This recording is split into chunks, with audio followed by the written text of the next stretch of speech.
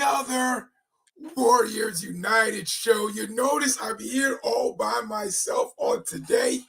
I'm waiting for my co-host to come on. I got Simon, and he's just fixing up some stuff. We're having some technical difficulties. And then we have Mark, who's going to be late because he had another meeting he had to go to. So he'll be on a little bit later. But we are so glad to have you here with us on another Warriors United show that we happen to have every Monday night at 7:30. So we are so grateful for you all joining us.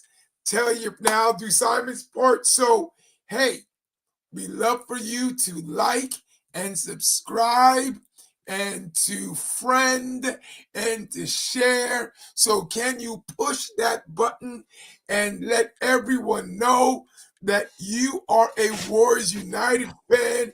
I see Simon on. I don't know if he's frozen or not. We're going to keep him on as long as we can.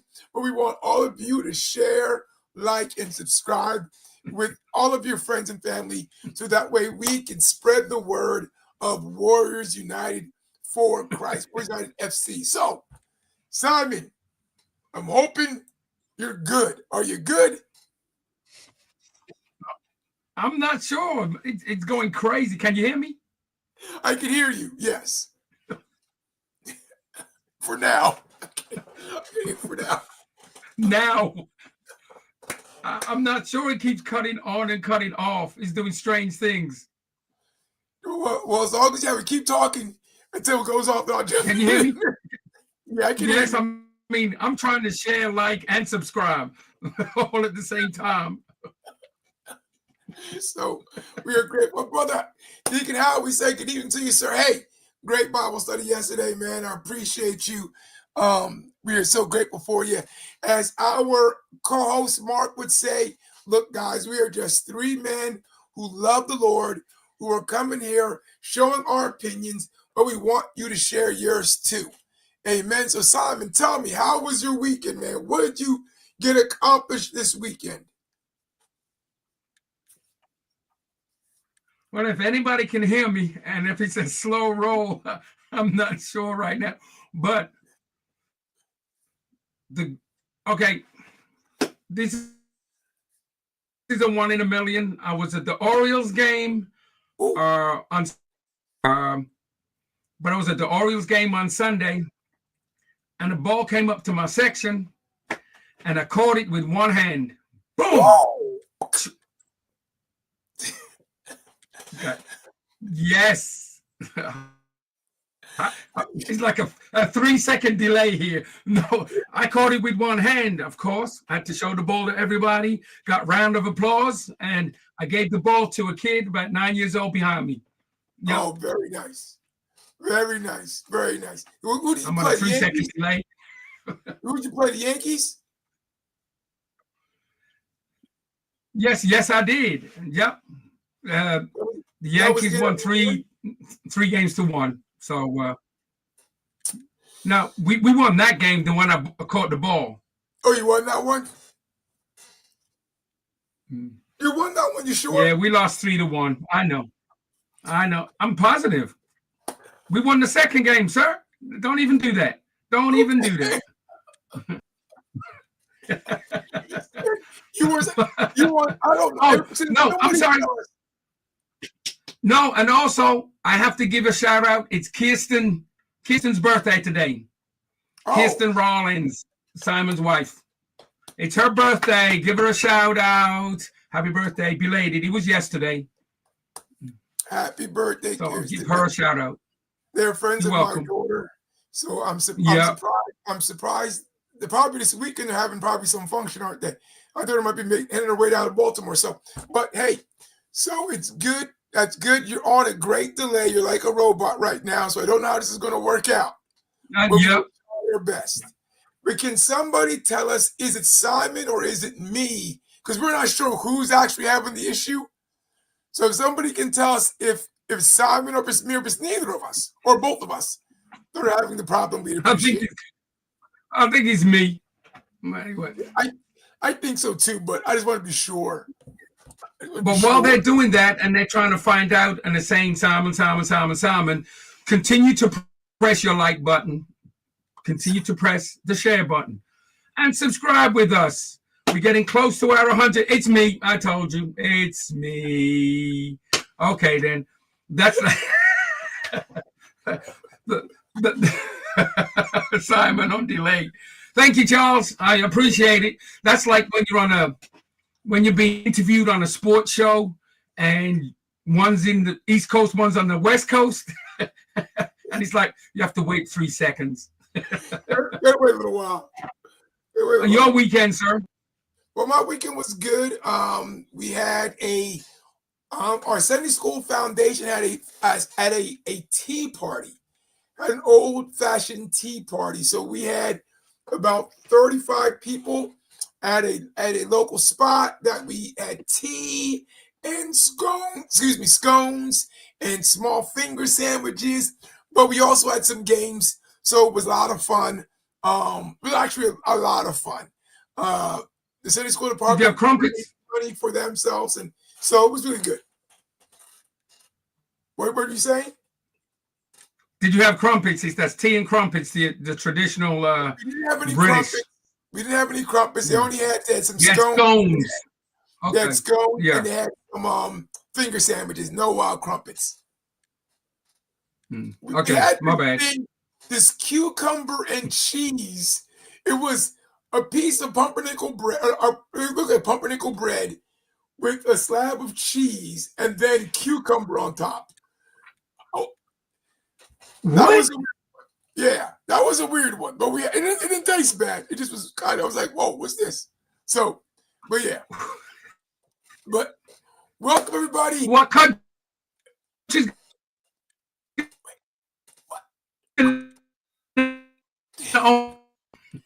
It's gonna be a long day because Simon, you were just.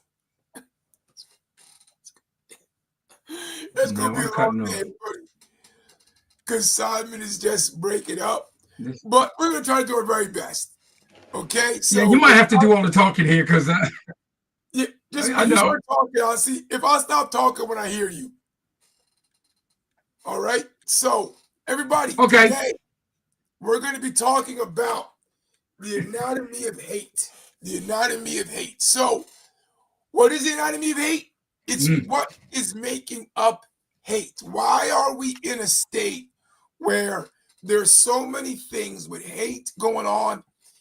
Hate groups, the hatred of certain aspects of society now. They're more prevalent. Maybe they were hiding before, in the background before, but in the forefront now. Almost every time you hear on the news, you hear something that can constitute hate. And then there's also spiritual hate, of course, and we'll be talking about that. But that's, the straight between darkness and light, corruption of the heart. We see a lot of that going on. And from the Bible perspective, it says this one, very simple. If anyone says, I love God and hates his brother, he is a liar. So spiritual hate is comparable to not having the nature of God. So there's a lot of stuff going on. We're going to talk about this stuff. But so if you have questions or thoughts, I'm about what I think, what I know, my opinion. But I would love to hear your thoughts. Simon will try to chime in when he can. So I'm going to try, Simon, if you have something to say, start talking. I'll see if I got you in here. I can hear you. Yeah, okay. So, like you were saying, so you're going to give me 3 seconds. Like you said, the root cause of hate, of course, is a combination of ignorance, fear, and a sense of personal injury or threat that is left unchecked. So all that stuff is just brewing inside you, and you don't want to hear from nobody else. And then, of course, what actions that you take depends on where you are, what situation you're in, then it just starts to come out little by little. Or it's an easy topic to talk about because it's all over, it's everywhere, and there's different aspects of hate anyway. So that's my speech so far. Yeah, you know what? To even go with what you're saying, it's also the fact that if somebody feels a financial burden or thinks yet something is the cause of the financial burden, they also will start to hate, and the seed of hate will rise up. So let's talk about the seed of hate, everybody, because let's just talk about the political landscape that we're in right now. We see even before, the pandemic and the second run of our president, we've seen hate kind of beginning to rise up. Let's start with the Twin Towers back in 2011, right? When the Twin Towers went down, it seemed as if anybody who was Muslim, whether they were American citizens for all their life or whatever it was, they were put on a list that people were speculative of. You heard stories of kids not being able to go back to school, people not being able to go to work. Go ahead, man. Yeah, and then of course, what you call it, race bashing. Then all the jokes come out, and then you could see somebody just walking down the street with an attire, if there was Arab or Iranian or anything like that. Then all of a sudden you want to get uneasy right away. It's just in your head now that anyone who looks like that, you don't trust them. Yeah, it's suspicious, right? If you were getting on a plane, you're looking around. Oh, wait a minute. Or if you were in a car driving and somebody was driving and they were looking kind of suspicious, you were like, oh man, what's going on here? I mean, it was crazy. It was a time when you and maybe you didn't even realize that you were hating. You might say, well, no, I was just being cautious. No, because what were you doing before 9/11? And then how were you treating these people after 9/11? Because we're not saying hate is you want to kill them. Hate is having, like Simon was saying, was having a suspicion that they were going to do something. And you disliked what that action was enough that if you weren't careful, you were calling the cops. You were doing something that would have caused them possible harm or caused them some delay in their life because you were unsure. Right? Yeah, and of course we always know that hate has stemmed way back, beginning of time. But right now, like you're saying, the political aspect of it is that now he's just getting that ridiculous act now. It's the left and the right. And if something happens, it's the right's fault. If something other happens, it's the left fault. So you have one person who did something and it's got really nothing to do with left or right. It's just humanity, period. But yet you want to blame somebody because you think it's somebody else's fault, but you're not looking at yourself. Man, the left and right thing is we're in a crazy time. Because there was a time when, whoa, Mark Brodus is on. Everybody, let's welcome Mark Brodus in. Hey. You're welcome. So, in the words of Hamilton, what did I miss? I don't know, but I'm on a 3-second delay here, but I don't see no breastplate of armor or helmet of salvation that you went into the meeting with, bro. I will talk to you about that after this. You're welcome. So we've just been talking a little bit about, you're only 15 minutes late, so not that late. We've just been talking a little bit about, right now we're in the spot of the left and right. And I was saying that we're in a uncharted time. I don't remember it ever being in such a disarray in the last, since Barack Obama took office. When Barack took office, we saw the Republicans really try to block whatever you want. We saw that there was a black man in office and you didn't want him to succeed. That's what it seemed like, right? And it's been that way ever since. Now it's almost as they're saying, you did it to our guy, now we're going to do it to your guy. And we see... But even before that, soon as Barack Obama got into office, hate just went straight up. And not, of course, not everybody. That's why I said, man, am I on a delay? That's why I said. was it again? I've been doing this all night, Mark. Well, I'm here now, so we can go. He keeps freezing. So, but yes, yes, that's what I was saying. We're saying since Barack Obama's time, that's when it's changed. When they didn't want the black man to succeed, it seemed, right? And it seemed like it sparked hate. But it's crazy because, like, right now, Mark and Simon, we see that they're going to shut down the government just because. Just because. No reason. Just because. There's so much hate right now. You can shut down the government. 200,000 people, jobs are on the line. Republicans and Democrats, they're both sides of the party. Their jobs are on, but they won't get paid because they shut down the government. Funding won't go out because they want the government down. So now companies and groups and non-for-profits that help people won't get their funding because they want to shut down the office because of the hate that's going on. Before they would find a way to make sure that they would find some sort of compromise. But now they're just shutting it down because the president said, don't vote for anything. It's crazy.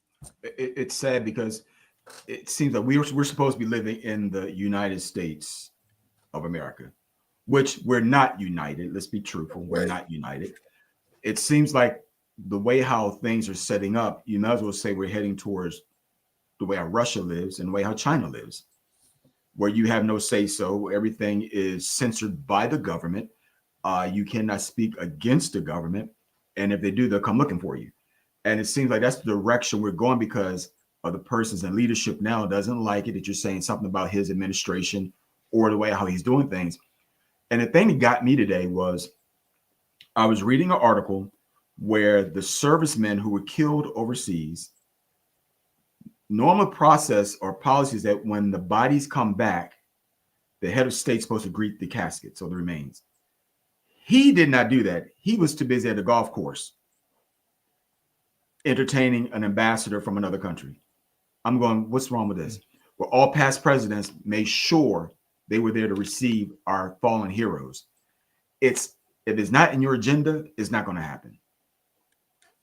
And then remember what he said when Biden or Obama he was always saying they was always on the golf course. Every time there's something that came up, he would always tell people Biden, oh, he's on the golf, or Obama, they're on the golf course. And he does the exact same thing and think it's cool, think it's all right. And then just have one of his people back him up in front of TV.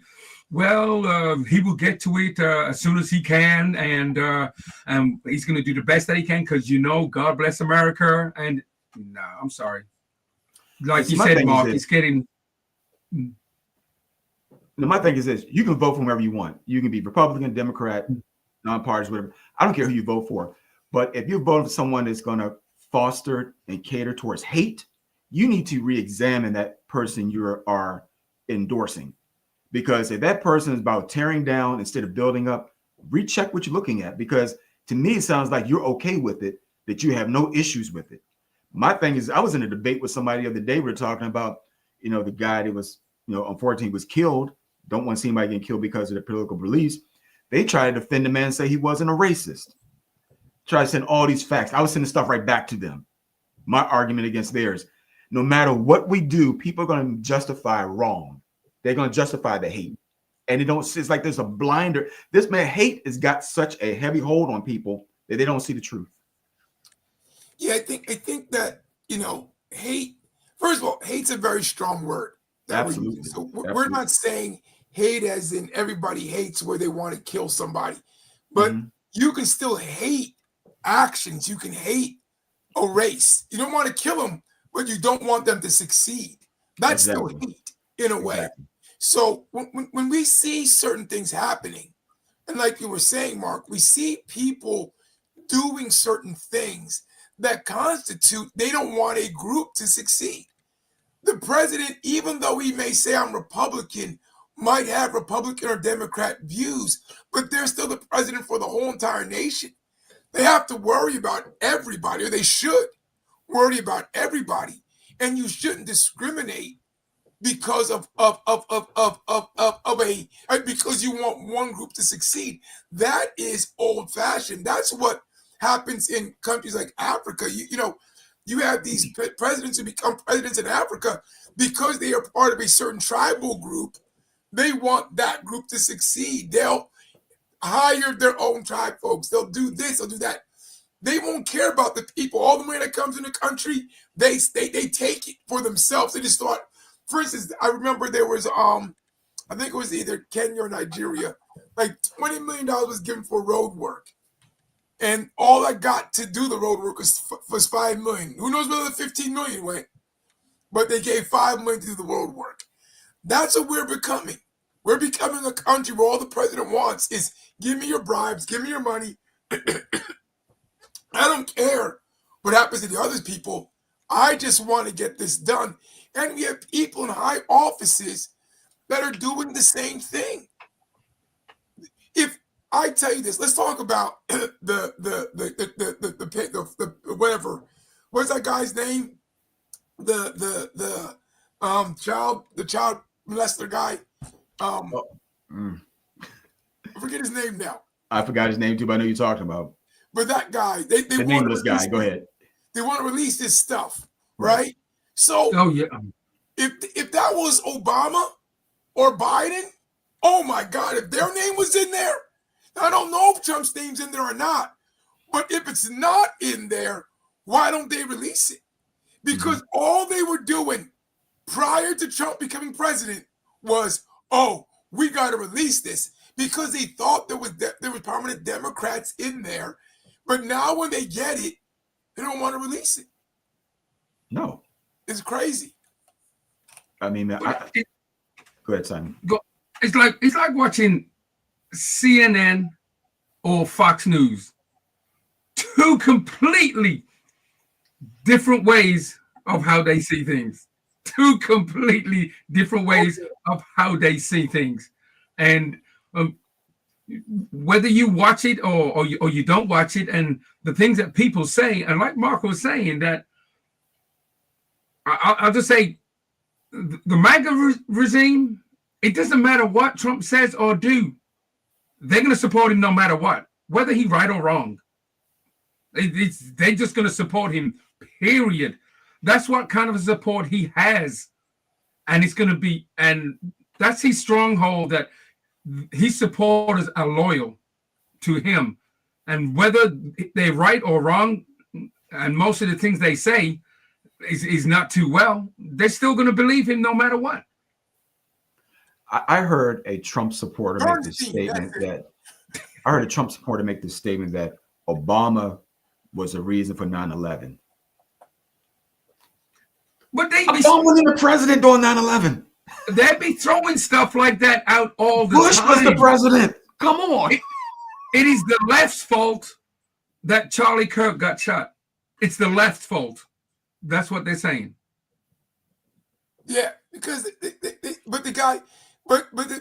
gentleman who shot him was a Republican. He just hated Charlie Kirk, but it was the left's fault, right?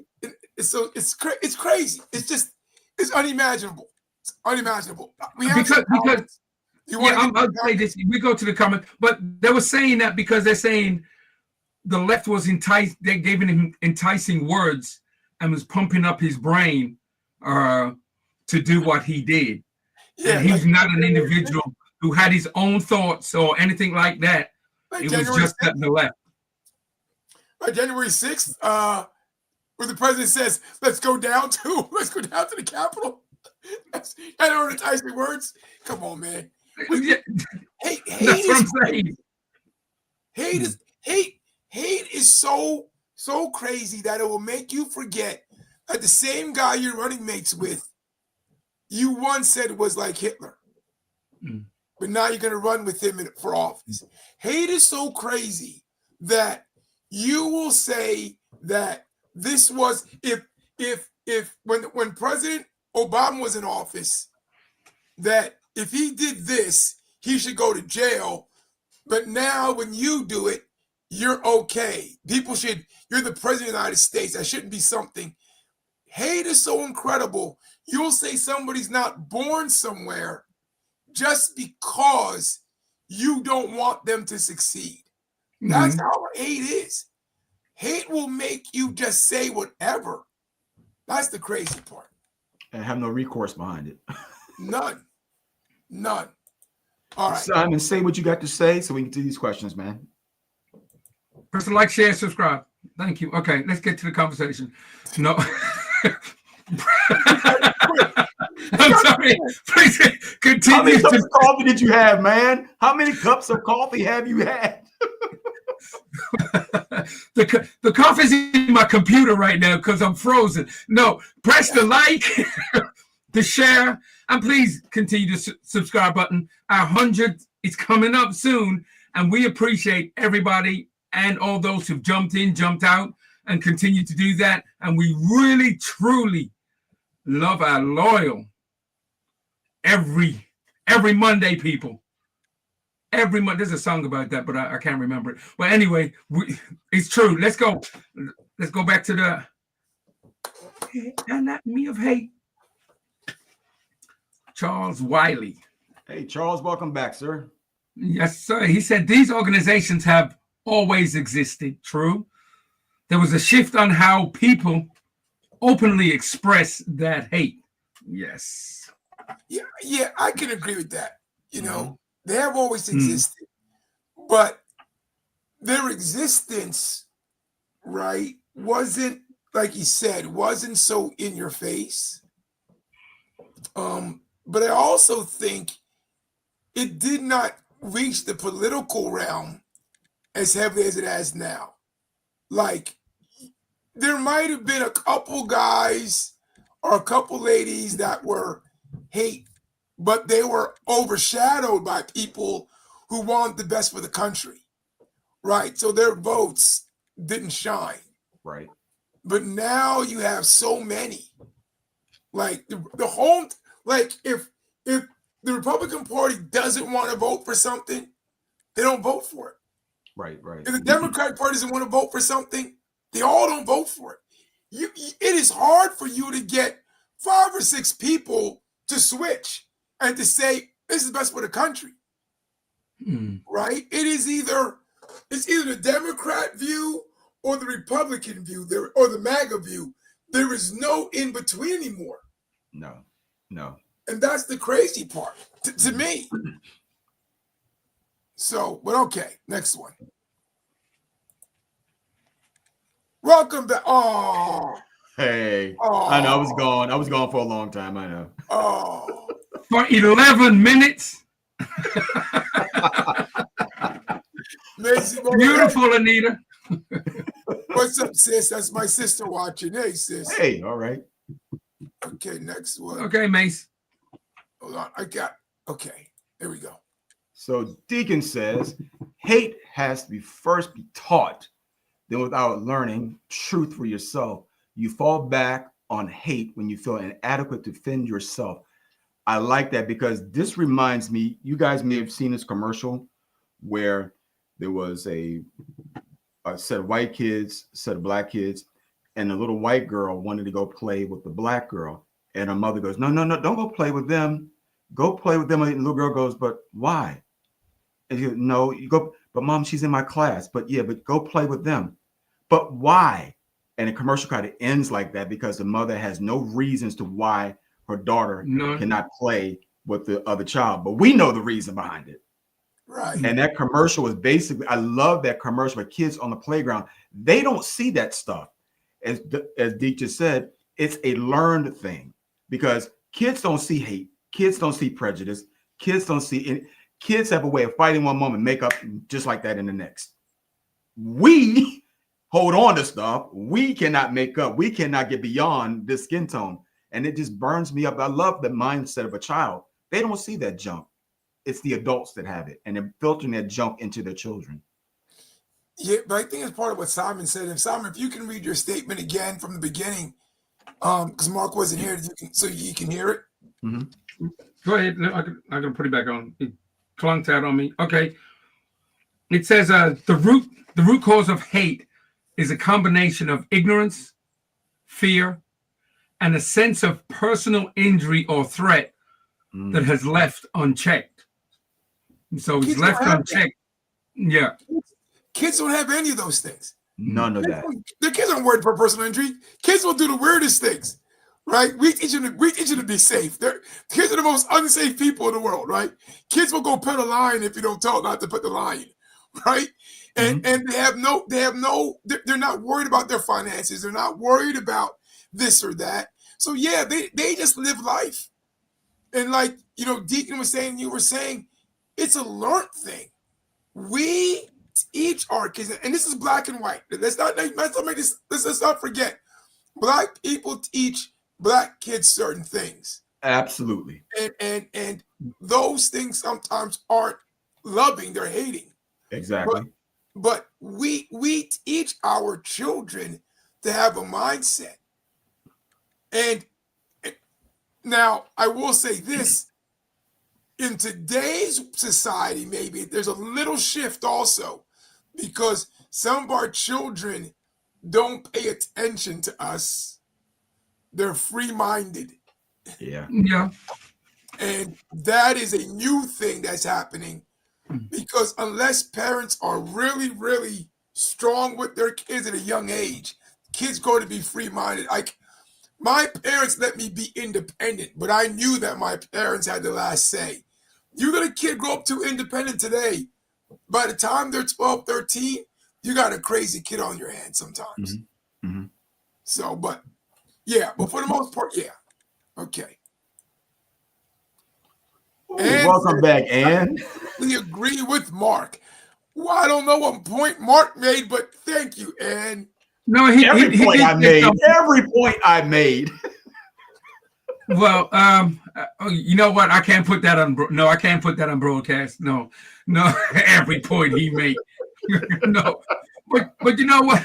Going with that, the hate thing, and growing up in England, being half and half, as Mark would say, and going through school and even going through life, is that when they knew that your one parent was white and the other one was black, each side would have their little words to say to you. And you're like, okay, all right, then I see that we need more and more half and halves in here so I can have more and more friends or whatever. But growing up like that, and even playing sports. Now, both of you know, I mean, even in soccer games in England, there's a lot of hate. Definitely. I mean, a lot of hate from rival teams. And I admit there's times where I got caught in that, because you hated at that time your rivalry. That's how deep the sport is. Now I can, whatever rivalry I have, I can put that in a different way now, because I'm grown and have more sense and I got a lot more wisdom than what I had then. So I don't have to hate. I could not like your team, but I don't have to hate you. So growing up like that and going on a soccer field, knowing that there's only 2 black people on the soccer field out of 22, knowing that now and again, someone's coming for you just because of your color. They're not even going for the ball. So I'm going through stuff like that. We're not getting away from the word, because someone's always going to be out there hating on someone in different forms, different ways. It's not just sports or color and anything like. It's just other things. Someone could hate you because you're doing good, and they can't get what you get. Right. Yeah, that's the financial part, right? If somebody hates you because suddenly you're a black person doing well, and they don't think you deserve it, and they start hating you. So you said something before you show Anita, something you said, Rupert, earlier. It takes me back. You guys remember Spike Lee's movie, School Days? Oh yeah. Look at that major hate right there, black on black. Yep. Jigaboos, and what was the other one? They called the light skins. I forgot what they called the other ones. I forgot the term they use them, but that right there, that happens within our own culture, man. That's the thing that gets me, where we hate each other because of our skin tone. Oh yeah, and that it was that way for a long time, and there's still pockets of that. Exactly. Right. It's not as bad, but there's still pockets of it. And whereas if you're dark, right, they make jokes about your skin color. Other black folk makes jokes about your skin color. And I remember watching a Blackish, the show Blackish. Yeah. There was a show where, you know, they talked about it. And it was real heavy because even in families, kids were alienated because they might have had a stepfather or another father who was darker. So even like grandmothers and other relatives who were light skinned would reject them. Yeah. And that was crazy. You know, that's just, we're all, and that's us. And even back in the day, there used to be the Jamaicans or the Jamaicans, the Caribbeans and African Americans. They didn't get along. There was a whole bunch of that back in the 70s and 80s. I was like, this is just crazy. And we really have to wonder how come even today, Black people cannot work together. We are the ultimate crabs in the barrel. When we start, you see one beginning to rise out the barrel, you pull them back in. That's it. It is business-wise, we do not have it down. Ever since the town in Tulsa, I forget what it's called, in Tulsa, where the Black financial Wall Street burnt down, we have not been able to redo it. Not at all, man. Because of what's going on. All right, sorry. A lot of people talking. All right. Well, I'll let you read, Anita. Some we biased. Oh, Anita says, Rupert, I do agree. Hate is a strong word. And I also believe there are groups who hate others so much that they do not want, they want to wipe them from the face of the earth. Example, years ago, I remember reading an article where Caucasian has such hatred for the African Americans. He said he wasn't going to rest until all Blacks are wiped from the face of the earth. Woo. She has another portion of it. Oh, a few years ago, I saw news clippings of a small Texas town rejoicing because they chased an African-American family out of their small town. Yeah.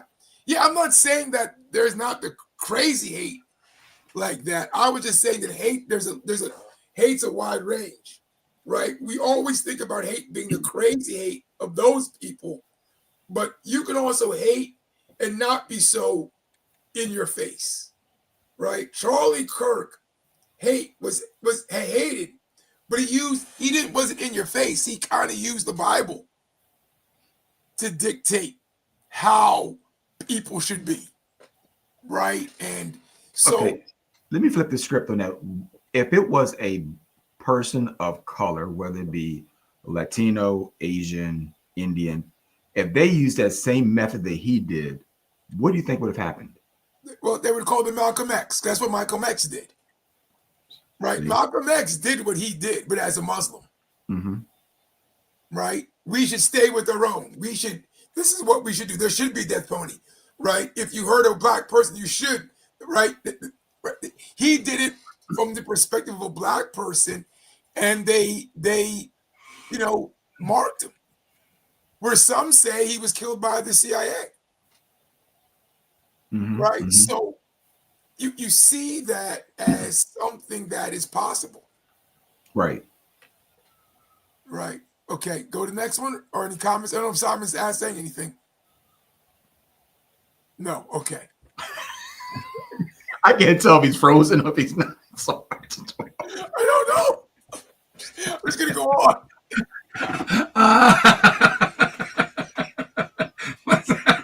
Okay, boy, it ain't that funny, bro. What's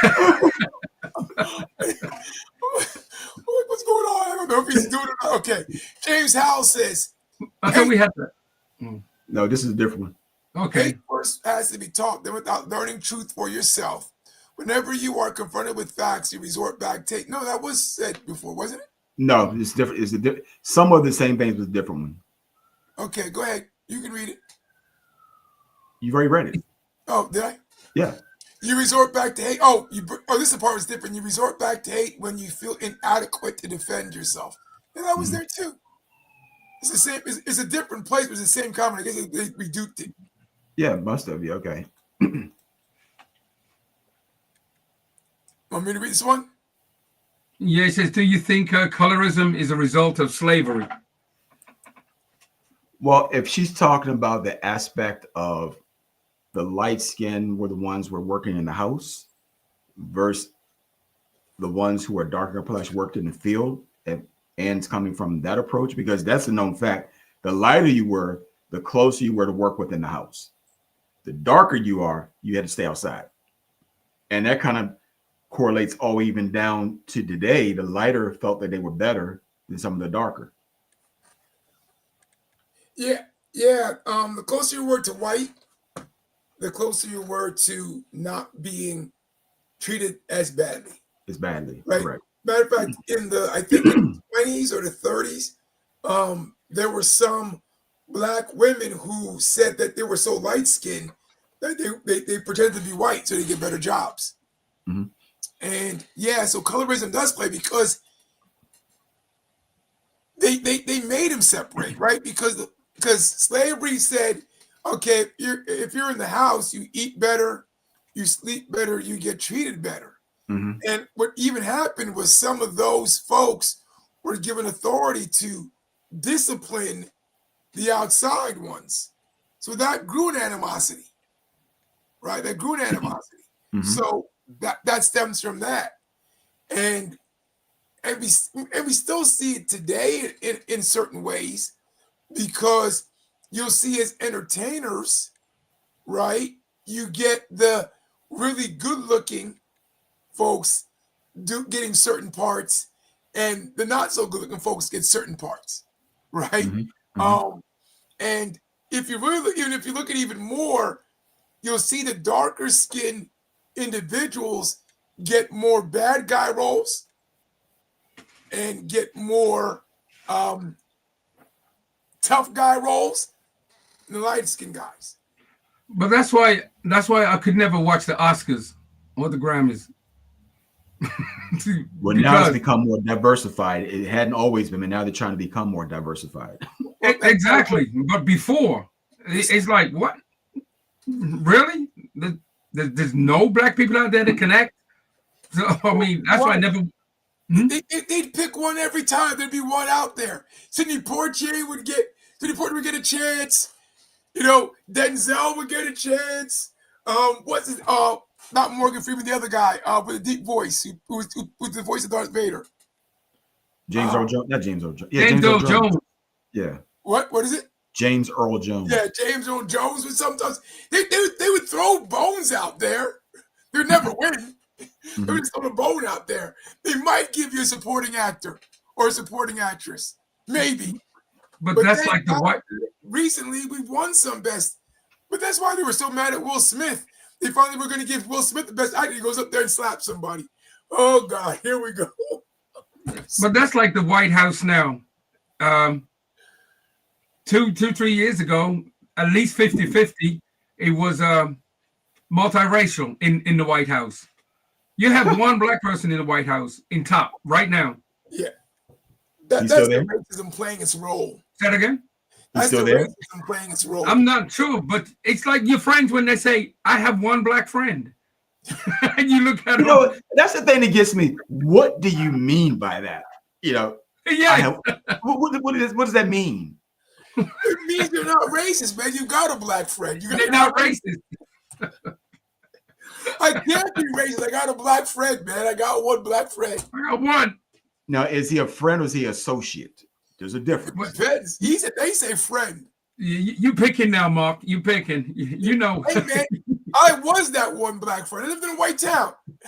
I was people's one black friend. You're like, I got a black friend. His name is Rupert. I was that guy. My sister was that girl. Debbie's on here. I'm sure she's watching. Debbie, let them know we were that black friend. We were surrounded by white people. And it's funny because I had a group of white friends. I had a group of black friends. And we barely intermingled. Every once in a while they might have. But it wasn't that we hated each other. It was the commonality of what we were. But I had such a mixture of friends on my basketball team. We called ourselves the United Nations because it was a rarity. we called the basketball team the United Nations. Okay. But okay, we got some more stuff. All right. Dick says, these people who all of a sudden show how racist and intolerant of others they are. They've always been that way. It just took Donald Trump to normalize it from them to come out of the closet. And I like how he put that because I have seen that in some people. I'm going, okay, it shows me you've always been like this. And now you got that person who's egged you on. Whereas before you kind of keep it in the closet. But now, as they say, everybody's out the closet. Oh, they're coming out the closet now, man, full force. Yeah, and I think it also made people think differently, though, right? Because a lot of things that were said, like DEI, a lot of these things that were said, people started to say, wait a minute, it is affecting me. And they might not have been totally racist or totally in hate before, but a lot of things that have come up have brought them to that place. They might have been close, but they might have been like, it's not that what it is. But now they went over. Even when it comes to, LGBTQT, whatever the thing is. A, B, C, D, E. Yeah. They put us in that category of hate because so many MAGA Christians have turned and said, yeah, we don't like it. And it's not that I don't like it, but I don't hate you. But they make it seem as if they hate you. Mm-hmm. Right. And that causes things to happen. So yeah, I agree with that statement. But yeah. Ooh, Simon, read Deborah's comment. Uh-oh. Do you think that people can hate? Oh, my glasses got steamed up. Do you think that people can hate so much they will support racist politicians that have policies that hurt them and their children? That is a good observation. Yes, it is. Mm-hmm. And I have to agree with that. Yeah. Yeah. I think people they don't look at the future. They don't look down the line. So Debbie's statement's correct, but it's not because they thought about it at the time, what was going to happen a year or two from now, or even 6 months from now. Like, people didn't vote for Kamala because she was a black woman. Black men. No. They didn't care that some of the policies that were going to happen were going to affect them and their families. They just didn't want to vote for Kamala. The same way, and I'll be honest, I voted for Obama because he was black. I didn't care what his policies were. He was a black man. I was like, whoa, we got a black man's got to win. Let me vote for him. So I did that, and people do the same thing. So some people voted for Trump, not because they liked Trump, but because they didn't like, especially when he ran against Hillary. Hillary lost because people just didn't like her. Correct. Mm-hmm. She should have won, but she didn't because she didn't make herself likable. Mm-hmm. So they said, you know what, I'd rather vote for Trump than vote for Hillary. But I'm going to take the lesser of two evils. So I believe Debbie's correct, but yeah. Simon? Anything? We don't know if you're talking or not. I'm going to ask you. No. I'll say something. I'll just jump in. But we don't know if you're talking or not. Anita says, I believe probably some light-skinned people are stuck up today. They are favored over the brown skin. That's basically what we said about earlier. Oh, she has more. She said, I had a high school teacher who told us while she was in school, she was proud to admit she was black. So was proud of who she was, a young black woman. Okay. She said aloud she was black and she was proud. Yeah. I think a lot of us have said it. I don't know. Like, well, Simon a different story because he's white black. So he had to kind of take on both cultures. Right. Right. And had to find his space. So he probably had the roughest out of all of us because he had black people hate him because they thought he was privileged because he was part white. And he had white people hate him just because he was part black. Me and you, Mark, people just hate us because we were black. Now, maybe not. You might have had. Now, did you go up in the suburbs or did you go up in the city? Suburbs. In the city. I was a very mixed, diverse community. So I had black and white. Yeah. Yeah. So I remember, I had friends. Like when I went to college, I had some black guys who told me the people made fun of them. They grew up in the city, but they made fun of them because they talked well, like we talked about last week. Mm-hmm. They talked well. They're like, "What, you ain't black, man? You don't like," because he didn't use the slang. Right. So yeah. But so I want to talk about your stuff before I get on to this last part. Say that again. Tell us how you had to deal with the sways of being black or being white or now. Oh no, I mean, most of it. I mean, of course, if I'm on the bus and I'm with my mom, you back then. I mean, we're talking about in the 60s and early 70s. Now, back then, people look at you twice. Why are you sitting here? My dad never caught the bus, but that wasn't even an issue with me and my dad. But it was always me and my mom. That was the issue because, of course, mainly, and I got in a couple of fights over that because how that would disrespect my mom in public. So I got in fights over that because how they would talk boldly in front of my mother in public while I was there. And I guess because at that time I was 13, 14, 15, I think I wasn't going to do nothing. But yeah, that was crazy. But there's a whole lot of, I mean, the hate in England then, back in them days when they had the skinheads walking around, just literally on the street, just beating up because they would walk in groups, just beating up black people just for the fun of it. I mean, I'm just talking about the hate from that, seeing that, growing up in that. So, but yeah, that's a miniature story of what I had to go through and listening to what's going on now and how people are. Going to church. I guess we haven't really talked about Christians when we're at church. That word shouldn't even be in us at all. I mean, hate, because that wasn't Jesus' thing. Not even the word hate. Not even to say the word, because he could rise up in you sometimes when you saw stuff. But like what you said, Rupert, the stuff that, I mean, like when the white police were beating up the black folks in Baltimore, sorry, building from that, young kids getting pulled up because they were black. You may not want it to be racist, but you're like, wait a minute, all this is happening to our culture, and it just keeps happening over and over again, and no justice is being made. And so I understand that part. Yeah. It's like you're being targeted, so to speak. Yeah, targeting and what's it called when you get pulled over because you're black? Profiling. Yeah, profiling.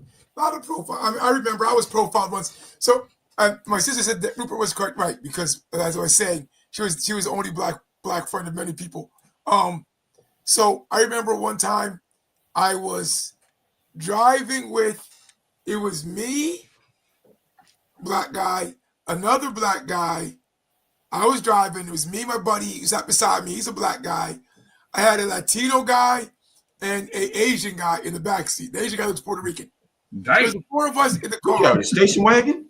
Oh, no, what are you driving, man? Four of us, two in the front, two in the back. What are you talking about? What? I was driving, and we got pulled over. And the cop comes, and I'm like, I wasn't speeding, nothing. So I was like, I didn't know what was going on. So the cop, so I said, he goes, you know why he pulled you over? I said, no, I don't have the faintest idea why he pulled us over. He said this: we were looking for 4 white guys who just robbed the store or something. So I looked in the car. I'm like, there's not a white guy in here. Why would you pull us over? And you could just see that he wanted to pull us over because we were 4 minorities, and I was in a nice car. And he wanted to pull us over. I think it was my parents' new car thing. I think it was. And they wanted to pull us over. And I'm just like, this is crazy. And this happened more than once with me. I was pulled over in Heightstown. My buddy was driving. The cop asked for my ID. And I said, no, I'm not giving you my ID. My buddy's like, man, just give it to him. And I said, no, I'm not driving. Why does he see my ID for? I'm sick. but because he was the same Chinese guy. He was driving us. We're just driving back from work. We're in our dingy clothes in a nice car because his parents made good money and his parents bought him a car. It's a nice car. We're driving, but we're in dingy clothes. And they pulled us over. And I was like, I'm not giving you my ID. And he was like, no, Rupert, don't make this hard. Just give him your ID. So I gave it to him, but that's what we put up with. And that is part of the narrative now of what constitutes hate. Mark jumped out. Mark, I thought you had the bad connection, Simon. Wow. Mark just jumped out. You're blaming me. What's that? What happened? What happened? Out, man. Y'all cracking on me and he jumping out. With 1 minute left. Yeah, I know. I'm like, you guys were talking like, Yeah. Rapture did not take place. Oh man. Wow. Ooh, I'd be nervous. But yeah, and you're right. Yeah, he's making up a story. So yeah, so hate is a big thing. Hate's in the world, Yeah. guys. My last statement is this. Like Simon was saying, we cannot, as church folk, hate should not even be in our thoughts. There are going to be things that we disagree with, things that we don't see eye to eye on, but I should never let hate cause me to be bitter or want something for you to fail. That should never happen. That's my last thought. You know, I go back to that movie that was out called The Hate You Give. No. It's crazy, man. People just give hate for no reason. As Simon said earlier, Exactly. they just don't like you. They just don't like you because they just don't want to like you. Yeah. And that's all I have to say. Simon? Before he disappears? No.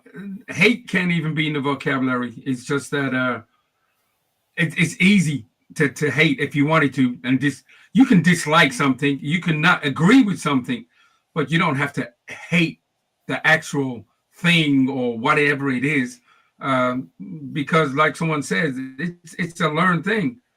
I mean, sometimes we have good reasons, not really, but to hate because things go on so often and things happen so bad and cruel, especially if they happen with kids. But we still gotta love no matter what. And on that note, thank you everyone, and stay tuned next week. And you might just hear us say, You're welcome. you're welcome. We don't know how that went. We don't have the faintest idea. I tried to go 2 seconds earlier. Man.